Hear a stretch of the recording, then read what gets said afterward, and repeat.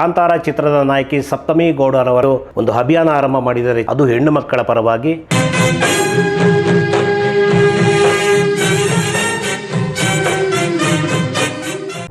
ಈಗ ವೈರಲ್ ಮಾಡ್ತಾ ಇದ್ದಾರೆ ಸೋಷಿಯಲ್ ಮೀಡಿಯಾ. ಕೆಲವರೆಲ್ಲ ಸೋಷಿಯಲ್ ಮೀಡಿಯಾದಲ್ಲಿ ಏನಕ್ಕೆ ವೈರಲ್ ಮಾಡ್ತಾರೆ ಅಂತಂದರೆ ಅವ್ರಿಗೆ ಕಂಟೆಂಟ್ ಬೇಕು.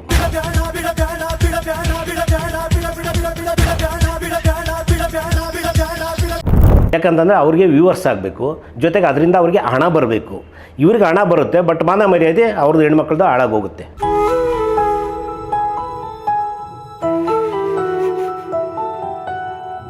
ಯಾಕಂದರೆ ಹೆಣ್ಣು ಭಾರತ ದೇಶದಲ್ಲಿ ಹೆಣ್ಣಿಗೆ ಒಂದು ಗೌರವ ಇದೆ, ಒಂದು ಸಂಸ್ಕೃತಿ ಇದೆ. ನಾವೊಂದು ಏನಂದರೆ ಒಂದು ಪೂಜನೆ ಭಾವದಲ್ಲಿ ಪೂಜಿಸ್ತೀವಿ ಒಂದು ಹೆಣ್ಣನ್ನ.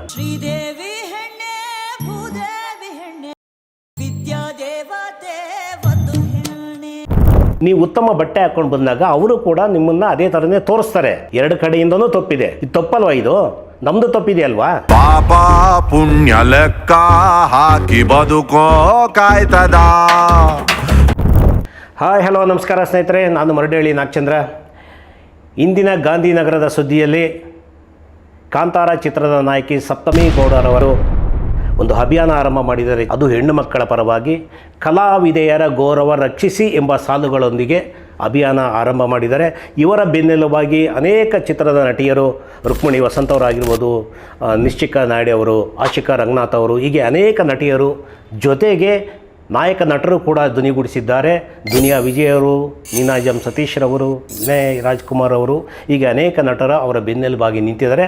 ಅಂದರೆ ಅವರು ಹೇಳ್ತಕ್ಕಂಥ ವಿಚಾರ, ನಮ್ಮ ಸಪ್ತಮಿ ಗೌಡರವರು ಚಿತ್ರರಂಗದಲ್ಲಿ ಅನೇಕ ನಾಯಕ ನಟಿಯರ ಗೌರವ ಹಾಳಾಗ್ತಾ ಇದೆ ಅಂತ ಅಸಭ್ಯವಾಗಿ ಸೋಷಿಯಲ್ ಮೀಡಿಯಾಗಳಲ್ಲಿ ತೋರಿಸ್ತಾ ಇದ್ದಾರೆ ಅಂತ ಅವರ ವಿಚಾರನ ಮುನ್ನೆಲೆಗೆ ತಂದಿದ್ದಾರೆ. ಇದು ಖಂಡಿತ ಒಳ್ಳೆಯ ವಿಚಾರ. ನಾವು ಕೂಡ ಸಪ್ತಮಿ ಗೌಡರವರ ಪರವಾಗಿ ಗಾಂಧಿನಗರ ಸುದ್ದಿ ಕೂಡ ಇರುತ್ತೆ. ಸಪ್ತಮಿ ಗೌಡವರು ಎತ್ತಿರ್ತಕ್ಕಂಥ ವಿಚಾರ, ನಮ್ಮ ಹೆಣ್ಣು ಮಕ್ಕಳನ್ನು ಅಸಭ್ಯವಾಗಿ ಅನೇಕ ಸೋಷಿಯಲ್ ಮೀಡಿಯಾಗಳಲ್ಲಿ ಇದನ್ನು ಹಂಚುತ್ತಾ ಇದ್ದಾರೆ ಅಂತಂದು ಅವರ ವಾದ. ಸರಿ ಇದೆ, ಕರೆಕ್ಟು. ಯಾಕಂದರೆ ಸೋಷಿಯಲ್ ಮೀಡಿಯಾಗಳಲ್ಲಿ ಹೇಗೆ ಬರಬೇಕು, ಒಂದು ಅಸಭ್ಯ ರೀತಿ ಇರಬಾರ್ದು ನಮ್ಮ ಚಿತ್ರರಂಗದಲ್ಲಿ. ಅದು ಒಳ್ಳೆಯ ವಿಚಾರ. ನಾವು ಕೂಡ ಅವರಿಗೆ ಸಪೋರ್ಟ್ ಮಾಡ್ತೀವಿ. ಆದರೆ ನಾವು ಚಿತ್ರರಂಗದವರು ಆಗಿ ನಾವು ಕೂಡ ಒಂದು ಸ್ವಲ್ಪ ಎರಡು ಕಡೆನೂ ಬ್ಯಾಲೆನ್ಸ್ ಮಾಡಬೇಕು. ಯಾಕಂದರೆ ಈಗ ನೋಡಿ, ಈಗ ವೈರಲ್ ಮಾಡ್ತಾ ಇದ್ದಾರೆ ಸೋಷಿಯಲ್ ಮೀಡಿಯಾ. ಕೆಲವರೆಲ್ಲ ಸೋಷಿಯಲ್ ಮೀಡಿಯಾದಲ್ಲಿ ಏನಕ್ಕೆ ವೈರಲ್ ಮಾಡ್ತಾರೆ ಅಂತಂದರೆ ಅವ್ರಿಗೆ ಕಂಟೆಂಟ್ ಬೇಕು. ಕಂಟೆಂಟ್ ಎಲ್ಲಿ ಸಿಗುತ್ತೆ? ನಮ್ಮ ಚಿತ್ರರಂಗದಲ್ಲಿ. ಅದು ನಮ್ಮ ನಾಯಕ ನಟಿಯರ ಕಡೆಯಿಂದನೇ ಅವ್ರಿಗೆ ಜಾಸ್ತಿ ಕಂಟೆಂಟ್ ಸಿಗೋದು. ಯಾಕಂತಂದರೆ ಆ ಥರ ಅಲ್ಲಿ ಕಂಟೆಂಟ್ ಇರುತ್ತೆ, ಆ ಥರ ಅಟ್ಮಾಸ್ಫಿಯರ್ ಇರುತ್ತೆ. ನೋಡಿ, ಈಗ ನಾವೊಂದು ಚಾನಲ್ ಮಾಡ್ಕೊಂಡಿದ್ದೀವಿ ಅಂತ ಇಟ್ಕೊಳ್ಳಿ, ಉದಾಹರಣೆ. ನಮ್ಮ ಚಾನಲ್ನ ಜನ ನೋಡಬೇಕು. ಏನು ನೋಡಬೇಕು? ಕಂಟೆಂಟ್ ಇದ್ದರೆ ಮಾತ್ರ ನೋಡೋದು. ಅದು ಯಾರು? ಹೆಣ್ಣು ಮಕ್ಕಳನ್ನ ಒಂದು ಅಸಭ್ಯ ರೀತಿಯಲ್ಲಿ ತೋರಿಸಿದ್ರೆ ಮಾತ್ರ ಜನ ನೋಡ್ತಾರೆ ಅನ್ನೋದು ನಮ್ಮ ಕಾನ್ಸೆಪ್ಟ್. ಹೀಗೆ ಅನೇಕ ಸೋಷಿಯಲ್ ಮೀಡಿಯಾಗಳಲ್ಲಿ ಕೆಲವರು ನಮ್ಮ ಚಾನಲ್ಗೆ ಫಾಲೋವರ್ಸ್ ಆಗಲಿ ಅನ್ನೋ ಉದ್ದೇಶದಿಂದ ಈ ಥರ ಒಂದು ಗಿಮಿಕ್ಸ್ ಮಾಡ್ತಾರೆ. ಯಾಕಂತಂದರೆ ಅವ್ರಿಗೆ ವ್ಯೂವರ್ಸ್ ಆಗಬೇಕು, ಜೊತೆಗೆ ಅದರಿಂದ ಅವ್ರಿಗೆ ಹಣ ಬರಬೇಕು. ಇವ್ರಿಗೆ ಹಣ ಬರುತ್ತೆ, ಬಟ್ ಮಾನ ಮರ್ಯಾದೆ ಅವ್ರದ್ದು ಹೆಣ್ಮಕ್ಳದ್ದು ಹಾಳಾಗೋಗುತ್ತೆ ಅನ್ನೋ ಒಂದು ವಾದ ಕರೆಕ್ಟಾಗಿದೆ. ಆದರೆ ನಾವು ಇನ್ನೊಂದು ಕಡೆನೂ ಒಂದು ವಾದ ನೋಡಬೇಕಾಗುತ್ತೆ. ಇದು ಸೋಷಿಯಲ್ ಮೀಡಿಯಾ ಕಡೆಯಿಂದ ಒಂದು ವೈರಲ್ ಮಾಡಿ ಅವರು ಹಣ ಮಾಡ್ತಾರೆ, ನಮ್ಮನ್ನು ಅಸಭ್ಯಕ್ಕೆ ತೋರಿಸ್ತಾರೆ ಅನ್ನೋದು ಒಂದು ವಾದ. ಇನ್ನೊಂದು ಕಡೆ ನಾನು ಹೇಳ್ತಾ ಇರೋದು ಏನಂದರೆ, ನಾವು ಚಿತ್ರರಂಗದವರು ಆಗ್ಬಿಟ್ಟು ನಾವು ಇನ್ನೊಂದು ಕಡೆ ನಮ್ಮ ವಾದನೂ ಇಡಬೇಕಲ್ವಾ? ನಮ್ಮ ವಾದದಲ್ಲೂ ಕೂಡ ತಪ್ಪಿದೆ. ಅದೇನು ತಪ್ಪು ಅಂದರೆ, ಮೂಲ ಎಲ್ಲಿದೆ? ಮೂಲ ನಾವು ಚಿತ್ರರಂಗದವರು ನಾವೇನು ತೋರಿಸ್ತೀವೋ ಅದನ್ನು ವೈರಲ್ ಮಾಡ್ತಾರೆ ಸೋಷಿಯಲ್ ಮೀಡಿಯಾಗಳಲ್ಲಿ. ನಾವೇನು ತೋರಿಸ್ತಿಲ್ಲ ಅಂತಂದರೆ ಅವ್ರೇನು ವೈರಲ್ ಮಾಡ್ತಾರೆ? ನಾವು ಹೇಗಿರ್ತೀವೋ ಹಾಗೆ ವೈರಲ್ ಮಾಡ್ತಾರೆ. ಈಗ ನೋಡಿ, ಹಿಂದೆ ರಾಜ್ಕುಮಾರ್ ಅವರು, ವಿಷ್ಣುವರ್ಧನ್ ಅವರು, ಶಂಕರ್ ನಾಗ್ ಅವರು ನೋಡಿ ಅನೇಕರು ಬದಲಾವಣೆ ಆಗಿದ್ದರು, ಒಂದು ಮಾದರಿಯಾಗಿದ್ದರು. ಜನ ತಿದ್ದುಕೊಂಡ್ರು. ಒಂದು ಬಂಗಾರದ ಮನುಷ್ಯ ಸಿನಿಮಾ ನೋಡಿ ಅಣ್ಣವ್ರದ್ದು ಎಷ್ಟೋ ಜನ ತನ್ನ ಸಿಟಿಗೆ ಕೆಲಸಕ್ಕೆ ಬಂದಿರತಕ್ಕಂಥವ್ರು ವಾಪಸ್ ಹಳ್ಳಿಗಳಿಗೆ ಹೋಗಿ ತಿದ್ದುಕೊಂಡು ಅವ್ರ ಜೀವನ ರೂಪಿಸ್ಕೊಂಡ್ರು. ಹಾಗೆ ಆರತಿ, ಭಾರತಿ, ಕಲ್ಪನಾ, ಮಂಜುಳಾ ಇವರೆಲ್ಲ ಹೇಗೆ ಬದುಕಿದ್ರು? ಇವರೇ ಮಾದರಿ. ಇವತ್ತುವರೆಗೂ ಅವ್ರ ಹೆಸರು ನೋಡಿ, ನಮ್ಮ ಬಾಯಲ್ಲಿ ಹೇಗೆ ಬಂತೇಳಿ ಅವರ 4 ಜನದ ಹೆಸರು. ಅಂದರೆ ಒಂದು ಮಾದರಿಯಾಗಿದ್ದರು ಕನ್ನಡ ಚಿತ್ರರಂಗಕ್ಕೆ ಮತ್ತು ಕರ್ನಾಟಕದ ಜನತೆಗೆ. ಆದರೆ ಇವತ್ತಿನ ಪರಿಸ್ಥಿತಿ ಏನಾಗಿದೆ ಅಂದರೆ, ನಮ್ಮ ಚಿತ್ರರಂಗದಲ್ಲಿ ಆ ಮಾದರಿಯನ್ನು ಕಾನ್ಸೆಪ್ಟ್ ಹೊರಟೋಗ್ಬಿಟ್ಟಿದೆ. ಹೇಗಂದ್ರೆ ಹಾಗೆ, ಅಂದರೆ ಅಸಭ್ಯವಾಗಿ ಹೇಗೆ ತೋರಿಸ್ತಾರೆ ಅಂತಂದು ಹೇಳ್ತಾ ಇದ್ದಾರೋ ನಮ್ಮ ಸಪ್ತಮಿ ಗೌಡರವರು, ಹಾಗೆ ನಾವು ಕೂಡ ಅಸಭ್ಯವಾಗಿ ಉಡುಗೆಗಳನ್ನ ಹಾಕ್ಕೊಂಡು ನಾವು ಸಮಾರಂಭಗಳಿಗೆ ಹೋಗ್ತಿದ್ವಿ. ಇದು ನಮ್ಮದು ತಪ್ಪಿದೆ, ಅವ್ರದ್ದೊಬ್ಬರದೇ ತಪ್ಪಲ್ಲ ಸೋಷಿಯಲ್ ಮೀಡಿಯಾದ್ದು, ನಮ್ಮದು ತಪ್ಪಿದೆ. ನಾವು ತಿದ್ಕೋಬೇಕು. ಯಾಕಂದರೆ ಅವರೊಬ್ಬರ ಮೇಲೆ ನಾವು ದೋಷಣೆ ಮಾಡೋದಲ್ಲ, ನಮ್ಮನ್ನು ನಾವು ಒಂದು ಪ್ರಶ್ನೆ ಮಾಡ್ಕೋಬೇಕಾಗುತ್ತೆ. ಯಾಕಂತಂದರೆ ಸಪ್ತಮಿ ಗೌಡವರು ಹೇಳಿರ್ತಕ್ಕಂಥ ವಿಚಾರ ಒಳ್ಳೆಯದು. ಯಾಕಂದರೆ ಅವರು ಧ್ವನಿ ಎತ್ತಿರೋದಕ್ಕೆ ಈಗ ನೋಡಿ ವೈರಲ್ ಆಗ್ತಾಯಿದೆ. ಇದು ಬದಲಾವಣೆ ಆಗಬೇಕು. ಯಾಕಂದರೆ ಹೆಣ್ಣು ಭಾರತ ದೇಶದಲ್ಲಿ ಹೆಣ್ಣಿಗೆ ಒಂದು ಗೌರವ ಇದೆ, ಒಂದು ಸಂಸ್ಕೃತಿ ಇದೆ. ನಾವೊಂದು ಏನಂದರೆ ಒಂದು ಪೂಜನೆ ಭಾವದಲ್ಲಿ ಪೂಜಿಸ್ತೀವಿ ಒಂದು ಹೆಣ್ಣನ್ನು. ಆ ಹೆಣ್ಣು ಹೇಗಿರಬೇಕು? ಒಂದು ಮಾದರಿಯಾಗಿರಬೇಕು ಅಲ್ವಾ? ಹಾಗೆಯೇ ನಮ್ಮ ಚಿತ್ರರಂಗದಲ್ಲಿ ಅನೇಕ ನಟಿಯರು, ಅಂದರೆ ನಾನು ಎಲ್ಲರೂ ಹೇಳಲ್ಲ ನೋಡಿ, ನಮ್ಮ ರುಕ್ಮಿಣಿ ವಸಂತ್ ಅವರಾಗಿರ್ಬೋದು, ಸಪ್ತಮಿ ಗೌಡರಾಗಿರ್ಬೋದು, ರಮ್ಯವರಾಗಿರ್ಬೋದು, ರಚಿತಾ ರಾಮ್, ಹೀಗೆ ಅನೇಕ ಹೆಣ್ಣುಮಕ್ಕಳು ಒಂದು ಮಾದರಿಯಾಗಿದ್ದಾರೆ. ಅಂದರೆ ಯಾವ್ದಾರು ಒಂದು ಸಭೆ ಸಮಾರಂಭಗಳಿಗೆ ಹೋದರೆ ಮೈ ತುಂಬ ಬಟ್ಟೆ ಹಾಕ್ಕೊಂಬರ್ತಾರೆ. ಆದರೆ ಇನ್ನು ಅನೇಕ ನಟಿಯರು ನಮ್ಮಲ್ಲಿ ಏನು ಮಾಡ್ತಾ ಇದ್ದಾರೆ ಅಂದರೆ, ಆ ಬಟ್ಟೆಗಳು ಯಾವ ರೀತಿ ಇರುತ್ತೆ ಅಂದರೆ ನೋಡಬಾರ್ದು ಆ ರೇಂಜಿಗೆ ಬಟ್ಟೆಗಳು ಹಾಕ್ಕೊಂಬರ್ತಾರೆ. ಈ ತಪ್ಪು ಯಾರದೇ ಇದೆ? ನಮ್ಮದು ತಪ್ಪು, ಸೋಷಿಯಲ್ ಮೀಡಿಯಲ್ಲಿ ಹಾಕ್ತಾರಲ್ಲ ಅವ್ರದ್ದು ತಪ್ಪು. ನಮ್ಮದು ತಪ್ಪಿದೆ, ಅವ್ರದ್ದು ತಪ್ಪಿದೆ. ನಮಗೂ ಎಲ್ಲರಿಗೂ ಇಬ್ಬರಿಗೂ ಒಂದು ಎಥಿಕ್ಸ್ ಇರಬೇಕು. ಈಗ ನೋಡಿ, ನಾವು ಬಟ್ಟೆ ಆ ಥರ ಅರ್ಧಂಬರ್ಧ ಹಾಕ್ಕೊಂಡು ಬಂದು ಸ್ಟೇಜ್ಗಳ ಮೇಲೆ ನಿಂತ್ಕೊಂಡು ಪ್ರೆಸ್ ಮೀಟ್ಗಳು ಬಂದು ನಿಂತ್ಕೊಂಡಾಗ ಅವ್ರು ಏನು ಮಾಡ್ತಾರೆ? ಅದನ್ನ ತೋರಿಸ್ತಾರೆ.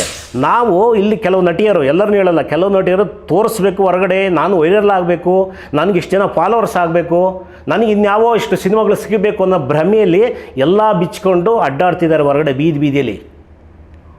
ಇದು ತಪ್ಪಲ್ವ? ಇದು ನಮ್ಮದು ತಪ್ಪಿದೆಯಲ್ವಾ? ಅದರಿಂದ ಎರಡು ಕಡೆಯಿಂದನೂ ತಪ್ಪಿದೆ. ನಾವು ಹೇಗೆ ಮೈ ತುಂಬ ಸಭ್ಯವಾಗಿ ಬಟ್ಟೆಗಳನ್ನ ಹಾಕ್ಕೊಂಡು ಬರ್ತೀವೋ ಸಮಾರಂಭಗಳಿಗೆ, ಅವ್ರೇನು ಮಾಡ್ತಾರೆ? ಹೇಗಿದೆ ನಮಗೆ ತೋರಿಸ್ತಾರೆ. ಈಗ ನಾವು ಅರ್ಧಂಬರ್ಧ ಬಟ್ಟೆ ಹಾಕ್ಕೊಂಡಾಗ ಸಹಜ ತಾನೇ ತೋರಿಸೋದು. ಅದರಿಂದ ನಾವು ಅವ್ರನ್ನೂ ಬೈಯೋದಲ್ಲ, ನಾವು ತಿದ್ಕೋಬೇಕಾಗಿದೆ. ಜೊತೆಗೆ ನೋಡಿ, ಅನೇಕ ನಾಯಕ ನಟಿಯರು ಬರ್ತಾರೆ ಸಭೆ ಸಮಾರಂಭಗಳಿಗೆ. ಹೆಂಗೆ ಬರ್ತಾರೆ ಅಂದರೆ, ಅವ್ರು ಬೇಕು ಅಂತಂದರೆ ನನ್ನನ್ನು ಫೋಕಸ್ ಮಾಡಲಿ, ಅವರು ನನ್ನನ್ನು ತೋರಿಸ್ಲಿ, ನನ್ನದು ವೀಡಿಯೋ ವೈರಲ್ ಆಗಲಿ, ನನಗೊಂದಿಷ್ಟು ಜನ ಫಾಲೋವರ್ಸ್ ಆಗಲಿ ಅನ್ನೋ ಉದ್ದೇಶನೇ ಬರ್ತಾರೆ. ಅರ್ಧಂಬರ್ಧ ಹಾಕ್ಕೊಂಡು ಮೈಯಲ್ಲಿ ಹಿಂದೆ ಬಟ್ಟೆ ಇದ್ದರೆ ಮುಂದೆ ಇರಲ್ಲ, ಮುಂದೆ ಇದ್ದರೆ ಹಿಂದೆ ಇರಲ್ಲ. ಅದು ಏನು ಎಲ್ಲರ ಚೇರ್ ಮೇಲೆ ಕೂತ್ಕೋತಾರ? ಅದು ಒಳಗಡೆ ಹೇಳಬಾರ್ದು, ನಮಗೆ ಹೇಳೋಕ್ಕೆ ನಾಚಿಕೆ ಆಗುತ್ತೆ ಒಂದು ಹೆಣ್ಣಿಗೆ ನಾವು ಅಗೌರವ ತೋರಿಸ್ದಂಗೆ. ಆದರೆ ದಯಮಾಡಿ ನಟಿಯರಿಗೂ ಹೇಳೋದು ನಾನು, ಒಂದು ಉತ್ತಮ ಬಟ್ಟೆ ಹಾಕ್ಕೊಂಡು ನೀವು ಬನ್ನಿ. ನೀವು ಉತ್ತಮ ಬಟ್ಟೆ ಹಾಕ್ಕೊಂಡು ಬಂದಾಗ ಅವರು ಕೂಡ ನಿಮ್ಮನ್ನು ಅದೇ ಥರನೇ ತೋರಿಸ್ತಾರೆ. ಈಗ ನಾವು ಒಂದೇ ಕಡೆ ಬ್ಲೇಮ್ ಮಾಡೋದಲ್ಲ, ಇದು ಎರಡು ಕಡೆಯಿಂದನೂ ತಪ್ಪಿದೆ. ಜೊತೆಗೆ ನಮ್ಮ ಸಪ್ತಮಿ ಗೌಡರವರಿಗೆ ನಾವು ಕೂಡ ಸಪೋರ್ಟ್ ಮಾಡ್ತೀವಿ. ಮೇಡಮ್, ನಾವೆಲ್ಲ ಸೇರಿಕೊಂಡು ಮೊದಲು ನಮ್ಮ ಚಿತ್ರರಂಗದಲ್ಲಿ ಇರ್ತಕ್ಕಂಥ ನಟಿಯರು ಯಾರು ಈಗ ಹೋಗ್ತಾರೋ, ಅರ್ಧಂಬರ್ಧ ಬಟ್ಟೆ ಹಾಕ್ಕೊಂಡು ಸಮಾರಂಭಗಳಿಗೆ ಹೋಗ್ತಾರೋ, ನಾವು ಫಸ್ಟ್ ಅವೇರ್ನೆಸ್ ಮಾಡೋಣ ನಮ್ಮ ಚಿತ್ರರಂಗದಲ್ಲಿ ಇರೋರಿಗೆ.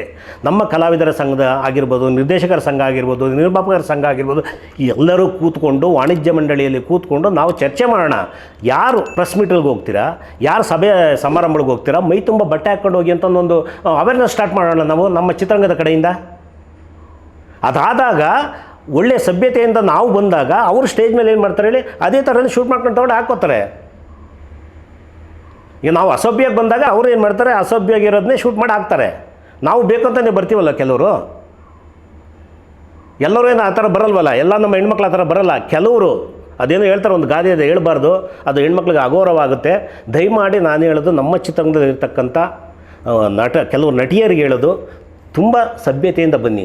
ಒಂದು ಗೌರವ ಇದೆ. ನಮ್ಮ ಕನ್ನಡ ಚಿತ್ರರಂಗನ ಅನೇಕ ಮಹನೀಯರು ಆಳಿದ್ದಾರೆ, ನಮಗೊಂದು ಹೆಸರು ತಂದು ಕೊಟ್ಟಿದ್ದಾರೆ ಚಿತ್ರರಂಗಕ್ಕೆ. ಒಂದು ಆಲದ ಮರದ ಥರ ಬೆಳೆಸೋಗಿದ್ದಾರೆ.